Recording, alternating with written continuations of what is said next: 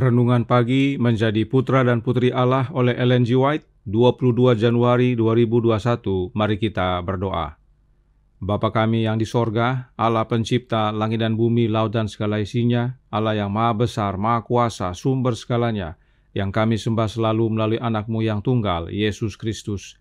Terpujilah Yesus, anak Allah yang maha tinggi, anak domba yang menghapus dosa dunia ini. Pada pagi hari ini kami bersyukur boleh bangun dan berbakti, dan sebagaimana membaca serta mendengar nasihat firman-Mu, kiranya Roh-Mu ya Yesus menguasai hati dan pikiran kami, agar kami diubahkan dan pekabaran ini menguatkan.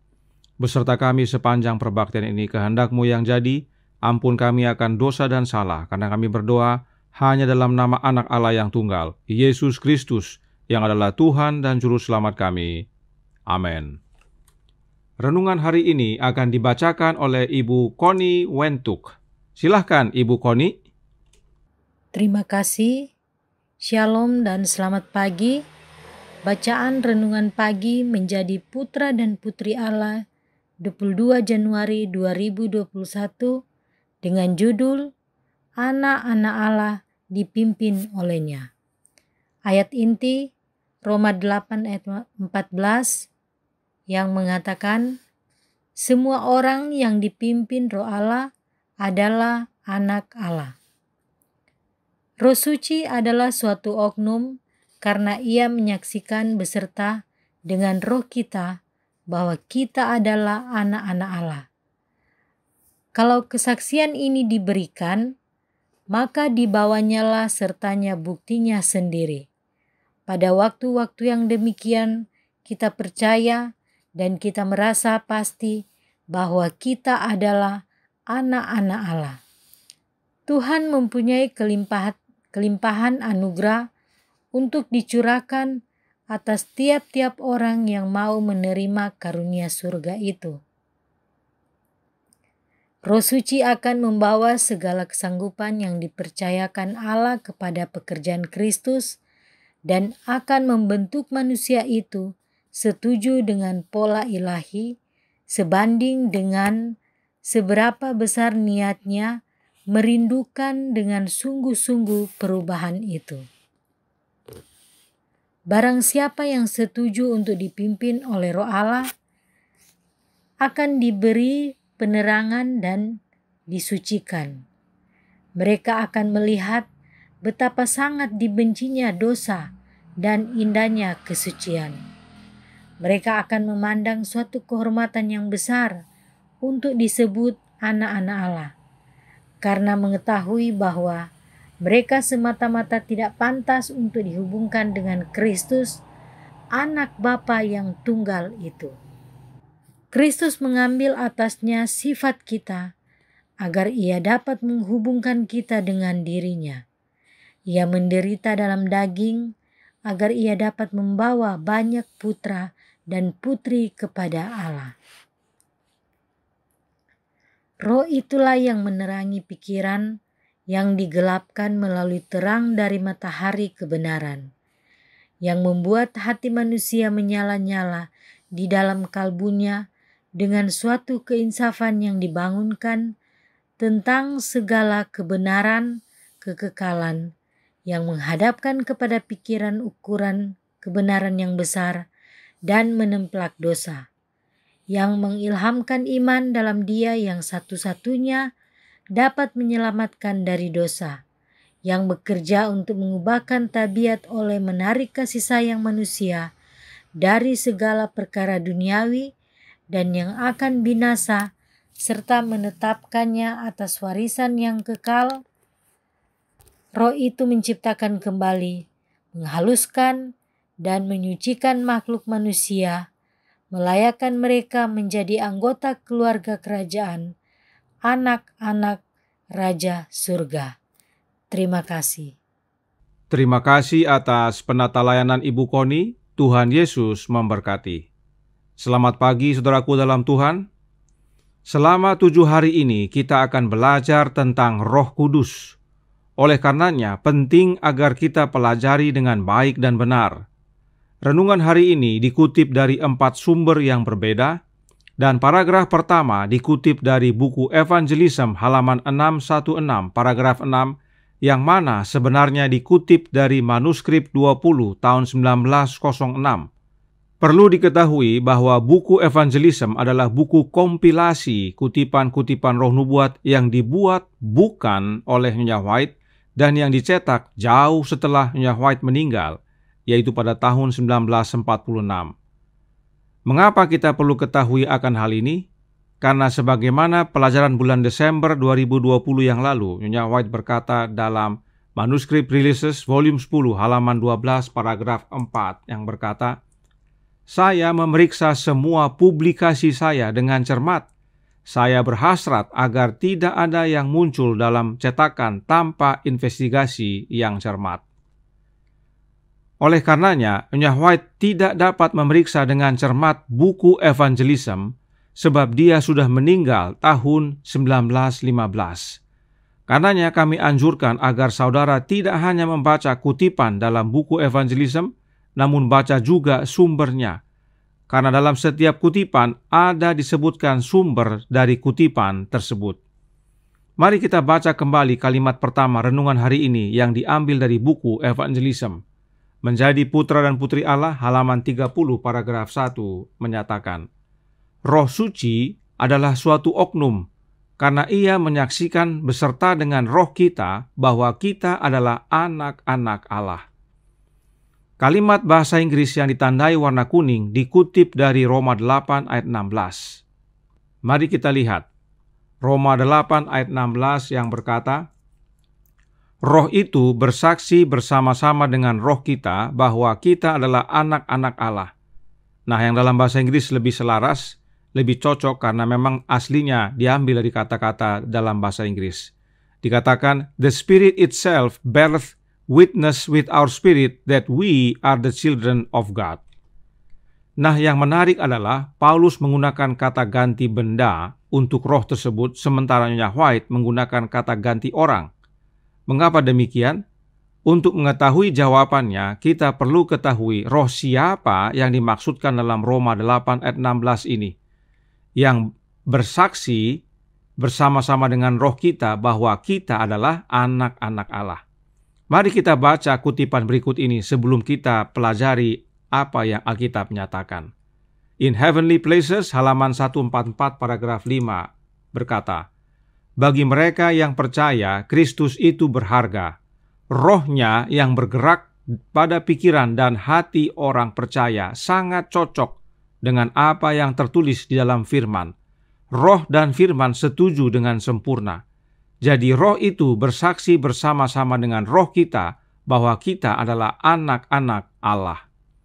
Roh siapa yang bergerak pada pikiran dan hati orang percaya? Rohnya Kristus. Kutipan ini dengan jelas menyatakan.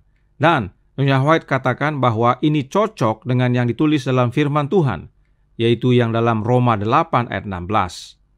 Nah, apakah roh Kristus yang dinyatakan dalam Roma 8 ayat 16 tersebut? Mari kita buka Alkitab dan kita mulai baca dari ayat 14 yang merupakan ayat inti renungan hari ini. Roma 8 ayat 14 sampai 16 berkata, "Semua orang yang dipimpin roh Allah adalah anak Allah, sebab kamu tidak menerima roh perbudakan yang membuat kamu menjadi takut lagi, tetapi kamu telah menerima roh yang menjadikan kamu anak Allah. Oleh roh itu kita berseru, ya Aba, ya Bapa. Roh itu bersaksi bersama-sama dengan roh kita bahwa kita adalah anak-anak Allah." Mereka yang dipimpin oleh roh Allah adalah anak Allah. Bagaimana caranya? Dengan menerima roh yang membuat kita berseru, ya Aba, ya Bapa. Nah, roh siapakah yang membuat kita berseru, ya Aba, ya Bapa? Paulus menjelaskan dalam buku Galatia 4 ayat 6 berkata, "Dan karena kamu adalah anak, maka Allah telah menyuruh roh anaknya ke dalam hati kita yang berseru, ya Aba, ya Bapa." Roh yang membuat kita berseru, ya Aba, ya Bapa adalah roh anak Allah, yaitu rohnya Kristus. Bila roh Kristus tinggal dalam hati kita, maka seruan kita kepada Allah Bapa sama dengan seruan anaknya, seruan anak Allah, yaitu Yesus Kristus. Apa seruannya? ya Aba, ya Bapa. Perhatikan cara Yesus memanggil Bapanya yang tertulis dalam Markus 14 ayat 36 yang berbunyi, katanya, ya Aba, ya Bapa, tidak ada yang mustahil bagimu. Ambillah cawan ini daripadaku, tetapi janganlah apa yang aku kehendaki, melainkan apa yang engkau kehendaki. Saat Yesus berdoa kepada Bapanya di Taman Getsemani pada malam sebelum penyalibannya, Yesus memanggil Bapanya dengan sebutan, ya Aba, ya Bapa. Inilah panggilan anak Allah kepada Bapanya. Nah, jika kita menerima Roh Kristus dalam hati kita, maka kita disebut anak-anak Allah, dan kita dapat berseru kepada Bapa kita di sorga dengan seruan yang sama dengan Yesus. Sebab Roh Kristus itu adalah Kristus itu sendiri. Apakah Roh Kristus adalah Roh yang kudus? Sudah pasti. Itu sebabnya Nyonya White menuliskan Roh Kudus itu suatu oknum atau suatu pribadi, yaitu oknum Yesus Kristus atau pribadi Yesus Kristus. Perhatikan penjelasan roh nubuat berikut ini dalam Selected Messages buku pertama halaman 249 paragraf 3. Rohlah yang memberi hidup, daging sama sekali tidak berguna. Perkataan-perkataan yang kukatakan kepadamu adalah roh dan hidup. Yohanes 6 ayat 57 dan 63. Di sini Kristus bukan mengacu kepada doktrinnya, tetapi kepada pribadinya, karakter keilahiannya. Begitu jelas, ketika Kristus berbicara tentang rohnya, dia mengacu kepada pribadinya, bukan kepada pribadi lain yang berbeda dengan dirinya. Makanya roh itu disebut sebagai seorang pribadi atau oknum, sama seperti Allah juga yang adalah seorang pribadi, sebab Roh Kudus itu adalah pribadinya Yesus itu sendiri yang adalah pribadi yang kudus. Dalam tulisan lainnya, Nyonya White menjelaskan tentang roh tersebut. The Southern Work, tanggal 13 September tahun 1892, paragraf 2, Nyonya White menjelaskan bahwa Kristus akan mewujudkan dirinya sendiri kepada mereka, tapi tidak terlihat oleh dunia adalah suatu rahasia bagi para murid. Mereka tidak dapat mengerti kata-kata Kristus dalam arti rohani. Mereka berpikir tentang apa yang tampak di luar, yaitu wujud yang terlihat. Mereka tidak menyadari kenyataan bahwa mereka dapat memiliki kehadiran Kristus bersama mereka, sementara Dia tidak terlihat oleh dunia. Mereka tidak mengerti arti dari perwujudan rohani. Jadi, melalui penjelasan kutipan ini, Yesus menyatakan kepada murid-muridnya bahwa Dia hadir kembali sebagaimana janjinya dalam Yohanes 14 ayat 18. Dia katakan, aku tidak akan meninggalkan kamu sebagai yatim piatu. Aku datang kembali kepadamu. Datang kembali dalam roh. Dan kehadiran Kristus yang dalam roh ini tidak terlihat oleh dunia. Ini yang belum dimengerti oleh para murid. Itu sebabnya Yesus perlu menjelaskan melalui perumpamaan pokok anggur. Jadi, mereka yang dipimpin roh Allah adalah anak Allah dengan cara menerima roh anaknya, roh Kristus dalam hati kita. Sebab Yesus dengan jelas berkata, tidak ada seorang pun yang datang kepada Bapa kalau tidak melalui aku. Yohanes 14 ayat 6. Artinya, kalau mau menjadi anak Allah harus melalui Yesus dan hanya Yesus, tidak ada cara yang lain. Dan Yesus hadir dalam hidup kita, dalam hati kita melalui kehadiran rohnya yang kudus, yang adalah pribadinya Yesus Kristus itu sendiri. Itu sebabnya Roh Kudus disebut pribadi atau suatu pribadi. Kita lihat suatu penjelasan lagi. Dalam paragraf terakhir dari renungan hari ini, Roh Nubuat menyatakan, menjadi putra dan putri Allah, halaman 30 paragraf 4 yang berbunyi, roh itulah yang menerangi pikiran yang digelapkan melalui terang dari matahari kebenaran. Siapakah matahari kebenaran? Bible Echo Maret 19 tahun 1894 paragraf 4 menyatakan, Kristus, matahari kebenaran, datang untuk memancarkan sinar terangnya ke setiap hati dan rumah. Jelas bahwa matahari kebenaran adalah Yesus Kristus. Dan sinar terangnya memancar ke setiap hati dan rumah. Kemudian Roh Nubuat menjelaskan dalam Para Nabi dan Bapa, buku pertama, halaman 132, paragraf 3. Apabila Kristus hidup di dalam hati, maka adalah mustahil untuk menyembunyikan terang hadiratnya atau membiarkan terang itu menjadi kabur. Sebaliknya, hal itu akan menjadi lebih terang apabila hari demi hari kabut dosa dan sifat mementingkan diri dilenyapkan oleh cahaya terang matahari kebenaran. Terang hadirat Kristus sama dengan cahaya terang matahari kebenaran, karena memang Yesuslah matahari kebenaran itu, dan oleh terangnya Kristus tersebut, Kristus tinggal atau hidup di dalam hati kita. Apakah terang tersebut? Gospel Workers edisi 1892 halaman 45 paragraf 1 menyatakan, Roh Kristus yang menerangi jiwa digambarkan oleh terang yang menghalau semua kegelapan. Itu dibandingkan dengan garam karena kualitas pengawetannya, dan ragi yang secara diam-diam mengerahkan kekuatan transformasi.